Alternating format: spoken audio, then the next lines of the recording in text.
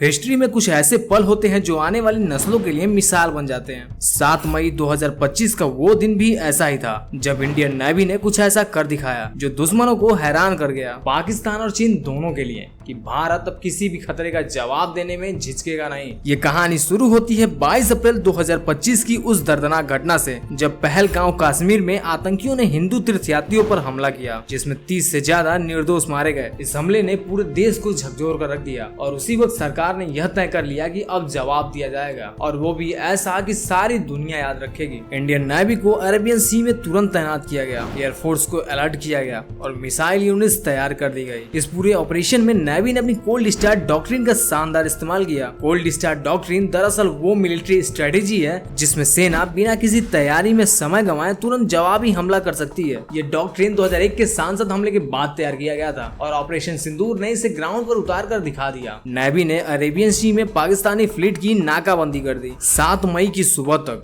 Indian navy के 36 युद्ध पोत कराची पोर्ट के बाहर डटे थे, जिससे पाकिस्तानी बेड़ा अंदर ही फंस कर रह गया। यह नाकाबंदी इतनी सख्त थी कि एक भी गोली चलाने की जरूरत ही नहीं पड़ी। दुश्मन खुद फंस गया और नेवी ने अरेबियन सी में अपनी ताकत का ऐसा डेमो दिया कि पाकिस्तान और चाइना दोनों ही लूटे। लेकिन इस ऑपरेशन की एक और खास बात थी, मिस इन्फॉर्मेशन और प्रोपेगेंडा की लड़ाई। 3 दिन तक दोनों तरफ से सोशल मीडिया और न्यूज चैनल पर उल्टी सीधी खबरें फैलती रही। कोई कह रहा था कि पोर्ट पर हमला हुआ है, कोई कह रहा था कि इंडिया ने पोर्ट कब्जा कर लिया है। असलियत ये थी कि नेवी ने टैक्टिकल तरीके से पोर्ट को ब्लॉक किया था और कोई सिविलियन कैजुअलिटी नहीं हुई थी। 9 मई को पाकिस्तान ने बदले की कार्रवाई करते हुए पंजाब और जम्मू के एयरबेस पर ड्रोन और मिसाइल अटैक्स किए, लेकिन इंडियन एयर डिफेंस सिस्टम खासकर S-400 और आकाश ने इन हमलों को ऑलमोस्ट पूरी तरह से न्यूट्रलाइज कर दिया। इससे इंडियन साइड को 9 के बराबर नुकसान हुआ और दुश्मन की रिटेलिएशन फेल हो गई। इसके अगले दिन 10 मई को इंडिया ने प्रिसीजन स्ट्राइक के जरिए पाकिस्तान के स्ट्रेटेजिक मिलिट्री टारगेट को ध्वस्त कर दिया। एयरफील्ड्स, रडार साइट्स और वेपन्स डिपोर्टल, और सबसे बड़ी बात, इन हमलों में कोई भी सिविलियन कैजुअलिटी नहीं हुई। ऑपरेशन सिंदूर में इंडियन नेवी की टेक्नोलॉजी पावर और इंडिजीनियस कैपेबिलिटी का भी दमदार प्रदर्शन हुआ।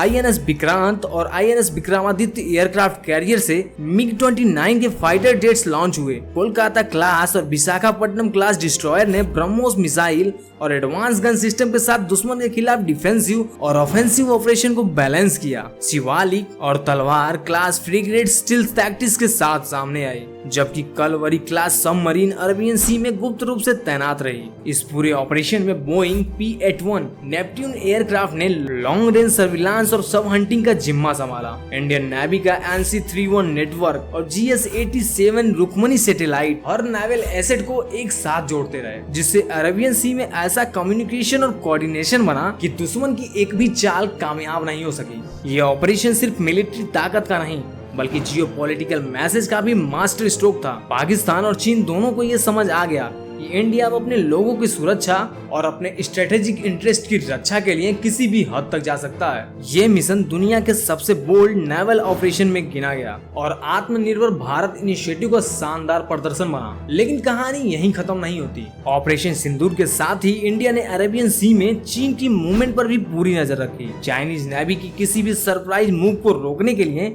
इंडियन नेवी ने अपने सर्विलांस एसेट्स और टैक्टिकल फॉर्मेशन को स्ट्रेटेजिकली पोजीशन किया। इससे दुनिया को यह साफ संदेश गया कि इंडिया सिर्फ रिएक्टिव नहीं बल्कि प्रोएक्टिव डिफेंस पोस्चर भी रखता है। और सबसे खास बात, पूरी दुनिया ने इंडियन नेवी की इस कैपेबिलिटी को सैल्यूट किया। ये ऑपरेशन दिखाता है कि इंडिया अब सिर्फ रीजनल पावर नहीं रहा बल्कि एक इमर्जिंग ग्लोबल मिलिट्री पावर बन चुका है। ऑपरेशन सिंदूर ने दुनिया को बता दिया कि भारत तो मॉडर्न वॉरफेयर की हर डायमेंशन में मास्टर है, चाहे वो टेक्नोलॉजी हो, स्ट्रेटेजी हो या एग्जीक्यूशन। अब इस ऑपरेशन का सबसे दिलचस्प पहलू ये था कि पाकिस्तान को इसकी भनक तक नहीं लगी कि इंडिया इतनी तेजी से अरेबियन सी में पूरी तरह से ऑपरेशनल हो चुका है। ये सब पॉसिबल हुआ इंडियन नेवी के रियल टाइम सर्विलांस और ह्यूमन इंटेलिजेंस की वजह से। हर रडार, सोनार और सैटेलाइट फीड लाइव मॉनिटर हो रही थी ताकि एनिमी का कोई भी मूव स्लिप ना हो। INS विक्रांत और INS विक्रमादित्य ने न सिर्फ एयर स्ट्राइक किए बल्कि अरेबियन सी में सप्लाई लाइंस मेंटेन करने और लॉजिस्टिक सपोर्ट देने का भी काम किया। इससे पूरी नेवल टास्क फोर्स कोऑर्डिनेटेड रही और high speed operations smoothly execute होते रहे। कलवरी क्लास सबमरीन की स्टील टेक्नोलॉजी ने एनिमी की कम्युनिकेशन लाइन को डिस्टर्ब कर दिया। इन सबमरीन ने अरेबियन सी में अंडर सी केबल्स और एनिमी सेंसर को साइलेंटली जैम किया, जिससे पाकिस्तानी नेवी का कमांड और कंट्रोल नेटवर्क ठप हो गया। ब्राकेट और आकाश मिसाइल सिस्टम ने पाकिस्तानी ड्रोन और मिसाइल अटैक्स को इतने सटीक तरीके से इंटरसेप्ट किया कि एनिमी की रिटेलिएशन पूरी तरह फेल हो गई। इन सिस्टम ने एयर बेस और मिलिट्री इंफ्रास्ट्रक्चर को बचाने में क्रिटिकल रोल निभाया। ब्रह्मोस क्रूज मिसाइल की डेडली प्रिसीजन ने पाकिस्तान की मिलिट्री कैपेबिलिटी को क्रिपल कर दिया। इनके मैक 2.8 की स्पीड और पिन पॉइंट एक्यूरेसी ने एनिमी की एयरफील्ड, वेपन्स डिपोट्स और रडार इंस्टॉलेशन को पूरी तरह से न्यूट्रलाइज कर दिया। चाइना के तरफ से भी अरेबियन सी में कुछ नॉवल मूवमेंट्स ऑब्जर्व किए गए थे, लेकिन इंडियन नेवी ने अपने सर्विलांस नेटवर्क और एरियल रिकॉग्निसेंस के जरिए चाइनीज फ्लीट को भी चेकमेट कर दिया। इससे रीजनल पावर बैलेंस इंडिया के फेवर में शिफ्ट हो गया। GS-80 रुकमनी सैटेलाइट ने अरेबियन सी में हर शिप, एयरक्राफ्ट और सबमरीन को एक इंटीग्रेटेड नेटवर्क में जोड़ा, जिससे कमांड और कम्युनिकेशन फ्लॉलेस हो गया। इससे ऑपरेशन फास्ट, प्रिसाइज और कोऑर्डिनेटेड रहे। INS कोलकाता और विशाखापट्टनम क्लास डिस्ट्रॉयर ने न सिर्फ ब्रह्मोस मिसाइल लॉन्च किए, बल्कि हैवी गन सिस्टम और क्लोज इन वेपन से अरेबियन सी में एनिमी शिप्स और मिसाइल को इंटरसेप्ट करने भी मास्टर स्ट्रोक दिखाया। यह ऑपरेशन इंडिया की मिलिट्री और जियोपॉलिटिकल मैच्योरिटी का अल्टीमेट प्रूफ था। पाकिस्तान और चाइना दोनों को ये मैसेज मिल गया था कि इंडिया सिर्फ अब अपने बॉर्डर ही नहीं बल्कि अपने सारे रीजनल एरिया को प्रोटेक्ट करेगा। और सबसे जबरदस्त बात, ये सब इतनी स्मूथली एग्जीक्यूट किया गया कि दुश्मन को समझ ही नहीं है कि ये सब कब शुरू हुआ और कब इस प्लान को सक्सेस भी कर लिया गया। ऑपरेशन सिंदूर ने दुनिया को दिखा दिया कि भारत अब केवल मजबूत नहीं रहा, बल्कि दुनिया की सबसे एडवांस मिलिट्री स्ट्रेटेजी का मास्टर भी बन चुका है।